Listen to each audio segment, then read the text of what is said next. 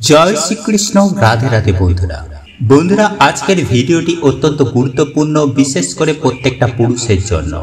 মহিলারাও দেখতে পারেন, তবে লুকিয়ে দেখবেন, একা একা দেখবেন। বন্ধুরা, দেবী সন্ধ্যার কারণে সমগ্র পুরুষ জাতি এই ভয়ঙ্কর অভিশাপ পেয়েছিল। আসুন এই প্রাচীন কাহিনীর মাধ্যমে জানি দেবী সন্ধ্যা কেন সমগ্র পুরুষ জাতিকে অভিশাপ দিয়েছিল। বন্ধুরা, এক সময়ের কথা, দেবর্ষি নারদ ভগবান শিবের দর্শনের উদ্দেশ্যে কৈলাস পর্বতে গিয়েছিলেন।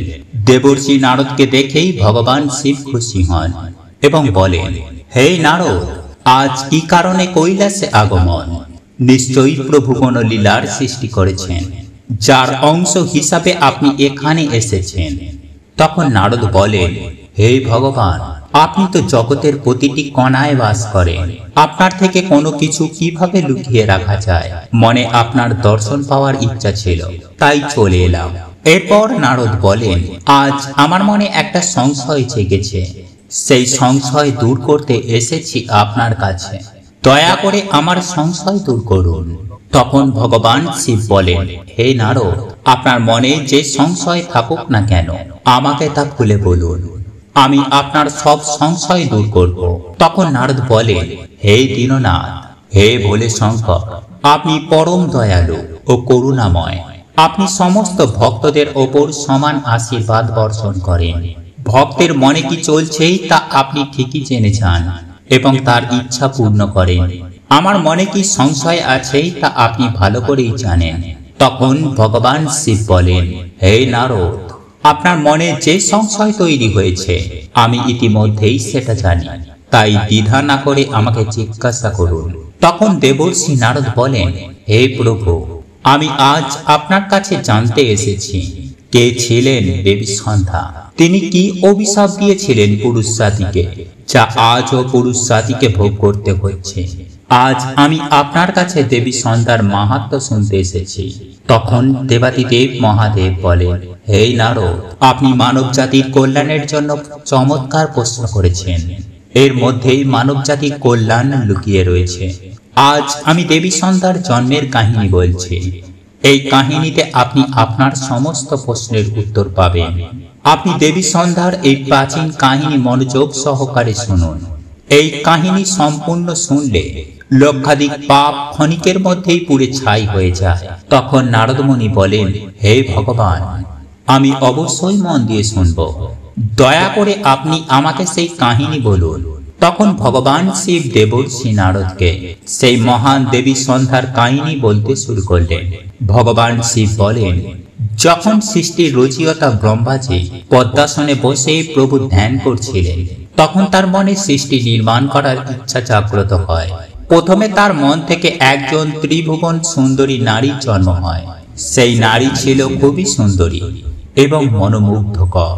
মন থেকে জন্ম নিয়েছিলেন বলে তিনি ব্রহ্মার মানসিক কন্যা হয়েছিলেন। ধ্যান করার সময় সেই নারী উৎপন্ন হয়, তাই তার নাম সন্ধ্যা রাখা হয়। ব্রহ্মাজি সেই সুন্দরী নারীর দিকে তাকাতে কিছুক্ষণের জন্য তার মন বিচলিত হয়ে যায়। তার মনোমুগ্ধকর রূপ দেখে ব্রহ্মাজি মোহিত হয়ে যায় এবং তার মনে কাম ভাব জাগ্রত হয়। ব্রহ্মাজির এমন কুপিত দৃষ্টি দেবী সন্ধ্যার ওপর পড়তেই দেবী সন্ধ্যার সৌন্দর্য নষ্ট হয়ে গেল, যার কারণে দেবী সন্ধ্যা অনেক দুঃখী হয়ে সেই স্থান ছেড়ে চলে গেলেন। এরপর ভগবান শিব বলেন, হে নারদ, ব্রহ্মাজির মনে কোনো প্রকার বিকার জন্মাতে পারে না, কিন্তু প্রভুর লীলা দেখুন। তিনি তার লীলা দেখানোর জন্য ব্রহ্মাজির মনের মধ্যে এই কাম বিকার উৎপন্ন করেছিলেন, যার ফলে কিছুক্ষণের জন্য ব্রহ্মাজির মনে কাম ভাব জেগে ওঠে। প্রভুর এমন লীলা সৃষ্টির পেছনে সমগ্র মানব জাতির কল্যাণ লুকিয়ে আছে। তাই এখন প্রভুর এই অদ্ভুত লীলাটি মনোযোগ দিয়ে শুনুন। ব্রহ্মাজির এমন আচরণে দেবী সন্ধ্যা খুবই দুঃখিত হয়ে চন্দ্রভাগ পর্বতে তপস্যা করতে চলে যায়। সেখানে গিয়ে তার মনে চিন্তা আসে, আমি কোন দেবদেবীর তপস্যা শুরু করব।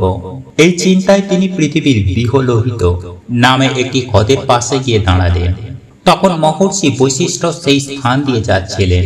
সেই স্থানে দেবী সন্ধ্যাকে একা দাঁড়িয়ে থাকতে দেখে মহর্ষি বশিষ্ঠ তার কাছে গিয়ে তাকে জিজ্ঞাসা করলেন, আপনি কে? আপনি কার কন্যা? আপনি এই ভয়ঙ্কর পর্বতে ঘুরে বেড়াচ্ছেন কেন? যদি গোপন কোনো কথা না হয় তাহলে আমাকে আপনার উদ্দেশ্য বলুন। তখন দেবী সন্ধ্যা বললেন তার সাথে কি হয়েছিল। এরপরে বললেন, হে মণিবর, আমি তপস্যা করার উদ্দেশ্যে এই পর্বতে এসেছি। দয়া করে বলুন আমি কার তপস্যা করব? কে আমাকে এই দোষ থেকে মুক্তি দেবে? এই দোষ থেকে মুক্তির জন্য কিভাবে তপস্যা করতে হয় দয়া করে উপদেশ দিয়ে আমাকে মুক্তি পেতে সাহায্য করুন। তখন মহর্ষি বশিষ্ঠ বলতে লাগলেন, হে দেবী, আপনি ভগবান নারায়ণের তপস্যা করুন এবং ওম নমো নারায়ণে নমঃ এই মহামন্ত্রটি জপ করুন। যতক্ষণ না পর্যন্ত ভগবানের দর্শন পান ততক্ষণ উৎসাহ এবং ভক্তির সাথে ভগবানের নাম জপ করতে থাকুন। আপনার ভক্তিতে প্রসন্ন হয়ে ভগবান বিষ্ণু আপনাকে দর্শন অবশ্যই দেবেন। এইভাবে উপদেশ দিয়ে মহর্ষি বশিষ্ঠ সেখান থেকে চলে গেলেন। দেবী সন্ধ্যা তপস্যার রাস্তা পেতে তার আনন্দের সীমা ছিল না এবং তিনি অত্যন্ত আনন্দের সাথে ভগবান শ্রী হরি বিষ্ণুর তপস্যা করতে লাগলেন। তিনি মহর্ষি বশিষ্ঠের বলা সব নিয়ম মেনে তপস্যা চালিয়ে যান। এইভাবে সব নিয়ম মেনে দেবী সন্ধ্যা 4 যুগ পর্যন্ত তপস্যা করেন। দেবী সন্ধ্যার ব্রত তপস্যা এবং ভগবানের প্রতি ভক্তি দেখে সকল দেবদেবী অত্যন্ত বিস্মিত হয়েছিলেন এবং ভগবান বিষ্ণু ও দেবী সন্ধ্যার তপস্যা থেকে অত্যন্ত প্রসন্ন হন। তিনি মনোহর চতুর্ভুজ রূপে তার সামনে উপস্থিত হয়ে দেবী সন্ধ্যাকে বলেন, হে দেবী, ওঠো, তোমার ভক্তি দেখে আমি খুব খুশি হয়েছি। ভগবান বিষ্ণুর মনোহর চতুর্ভুজ রূপ দেখে দেবী সন্ধ্যা শীঘ্রই উঠে পড়লেন। ভগবানের সেই রূপে ছিল 100 সূর্যের মতো তেজ। ভগবানের এমন রূপ দেখে দেবী সন্ধ্যা স্তব্ধ হয়ে যায়। তিনি বুঝে উঠতে পারছিলেন না তার কি করা উচিত। তার মনে ভগবানের স্তুতি করার ইচ্ছা ছিল, কিন্তু ভগবানের সেই রূপ দেখে তিনি কিছু বলতে পারলেন না। তখন ভগবান বিষ্ণু দেবী সন্ধ্যার মনের ভাব বুঝতে পারলেন এবং তাকে দিব্য জ্ঞান প্রদান করলেন।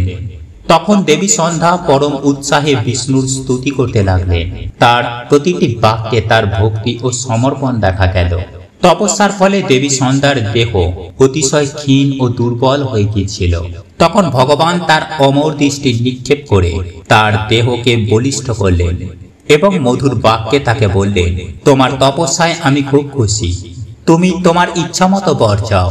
তখন দেবী সন্ধ্যা বললেন, হে ভগবান, আপনি যদি আমার ওপর সন্তুষ্ট হন এবং আমাকে বর দিয়ে কৃপা করতে চান তবে আমি প্রথম বর চাই, পৃথিবীতে যে প্রাণী জন্মাবে তাদের জন্মের পর থেকেই মনে যেন কামের ভাব না থাকে। আমি দ্বিতীয় বর চাই, আমার পতিব্রতা ধর্ম যেন কখনো খণ্ডিত না হয়। আমাকে তৃতীয় বর দিন, আমার মনে যেন আমার স্বামী ব্যতীত অন্য পুরুষের প্রতি লোভ সৃষ্টি না হয়।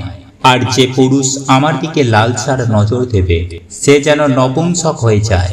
তখন ভগবান বিষ্ণু বর দিতে গিয়ে বলেন, হে কল্যাণী, আজ তুমি সংসারে কল্যাণের জন্য উত্তম বর চেয়েছ। আজ থেকেই জন্মের পর কোনো মানুষের মধ্যে লালসার অনুভূতি থাকবে না। মানুষের শরীরের 4টি অবস্থা হবে, বাল্য, কুমারত্ব, যৌবন এবং জরা। মানুষের কুমারত্ব অবস্থার শেষে যৌন অনুভূতির জন্ম হবে। তোমার এই তপস্যার কারণে আজ আমি এই মর্যাদা স্থিতি করছি যে সংসারে জন্মের পর সাথে সাথে কোনো প্রাণী কাম ভাবের সাথে যুক্ত হবে না। তোমার সতীত্বের প্রশংসা 3 যুগ ধরে হবে এবং তোমার স্বামীকে বাদ দিয়ে যে পুরুষ তোমার দিকে লালসার চোখে তাকাবে সে নপুংসক হয়ে যাবে। তোমার স্বামী সুন্দর তপস্বী এবং 7 জন্ম তোমার সাথে জীবিত থাকবে। কিন্তু দেবী, তুমি যে বর চেয়েছিলে আমি সবই তোমাকে দিয়েছি। এখন তুমি তোমার কথা রাখো। প্রথমে তুমি আগুনে তোমার দেহ ত্যাগ করার প্রতিজ্ঞা করেছিলে। সেই প্রতিজ্ঞা তোমাকে এই কারণেই করতে হয়েছিল, ব্রহ্মাজির নজর তোমার ওপর পড়েছিল। তাই তুমি নির্দোষ হওয়ার সত্ত্বেও তোমার দেহ ত্যাগ করতে চেয়েছিলে। পাশেই চন্দ্রভাগা নদীর তীরে মহর্ষি মেদতিথি এমন একটি যজ্ঞ করছেন। সেই যজ্ঞ 12 বছরে পূর্ণ হবে। সেই যজ্ঞের আগুনে তুমি তোমার দেহ ত্যাগ করে তোমার প্রতিজ্ঞা পূর্ণ করো। কিন্তু তুমি সেখানে এমন বেশ ধরে যাও যেন ঋষিদের নজর তোমার উপরে না পড়ে তুমি আমার কৃপায় অগ্নিকন্যা হয়ে যাবে। যাকে তুমি তোমার স্বামী করতে চাও তার কথা চিন্তা করতে করতে সেই আগুনে তোমার দেহ ত্যাগ করো। এই বলে ভগবান বিষ্ণু দেবী সন্ধ্যার কপালে হাত দিয়ে স্পর্শ করতেই দেবী সন্ধ্যার শরীর আটায় পরিণত হয়ে গেল। ভগবান বিষ্ণুর এমনটা করার অর্থ হল ঋষিরা সেই যজ্ঞ করছিলেন জগতের কল্যাণের জন্য। সেই আগুনে যেন মাংস না পড়ে এবং অগ্নিদেবও যেন মাংস ভোজি না হয়ে যান। সেই কারণেই ভগবান বিষ্ণু দেবী সন্ধ্যাকে আটায় পরিণত করেছিল। এরপর দেবী সন্ধ্যা অদৃশ্য হয়ে সেই যজ্ঞস্থলে চলে যান। সেই সময় তার মনে একটাই চিন্তা ছিল, তিনি পৃথিবীতে আসার সাথে সাথে মহর্ষি বশিষ্ঠকে প্রথম দেখেছিলেন। তাই তিনি মনে মনে মহর্ষি বশিষ্ঠকে স্বামী হিসাবে গ্রহণ করেছিলেন এবং তার কথা চিন্তা করে আগুনে দেহ ত্যাগ করেছিলেন। এরপর ভগবান বিষ্ণুর আদেশে অগ্নিদেব দেবী সন্ধ্যার দেহকে সৌরমণ্ডলে নিয়ে গেলেন। এরপর সূর্যদেব দেবী সন্ধ্যার দেহকে দুটি ভাগে বিভক্ত করলেন এবং দেবতাদের ও পূর্বপুরুষদের খুশি করার জন্য তার রথে স্থাপিত করলেন। তার শরীরের ওপরের অংশটি সকাল এবং নিচের অংশটি সন্ধ্যা হয়ে ওঠে। দেবী সন্ধ্যার কারণে সকালে সূর্যোদয়ের সময়কে বলা হয় প্রথম সন্ধ্যা এবং সূর্যাস্তের সময়কে বলা হয় সন্ধ্যাকাল। এরপর ভগবান বিষ্ণুর আশীর্বাদে দেবী সন্ধ্যা দ্বিতীয় জন্মে অরুন্ধতী রূপে আবির্ভূত হয়ে ব্রাহ্মণ শিব বশিষ্ঠ স্ত্রী হলেন। এরপর ভগবান শিব নারদকে বলেন, হে নারদ, দেবী সন্ধ্যার কারণে এই পৃথিবীতে জন্মগ্রহণকারী প্রতিটি প্রাণীর মধ্যে কোনো প্রকার কাম ভাব থাকে না এবং যখনই তিনি কুমারত্ব লাভ করেন তখন তার মধ্যে কাম ভাব জাগ্রত হয়। এরপর দেবর্ষি নারদ বললেন, দেবী সন্ধ্যার কাহিনী শুনে আমি ধন্য হয়েছি। আপনাকে অনেক অনেক ধন্যবাদ। এখন আমি এই কাহিনীটি জগতে প্রচার করব। তো বন্ধুরা, এই ছিল দেবী সন্ধ্যার কাহিনী। আপনারাও কমেন্টে লিখে জানান এই ভিডিওটি আপনাদের কেমন লাগলো।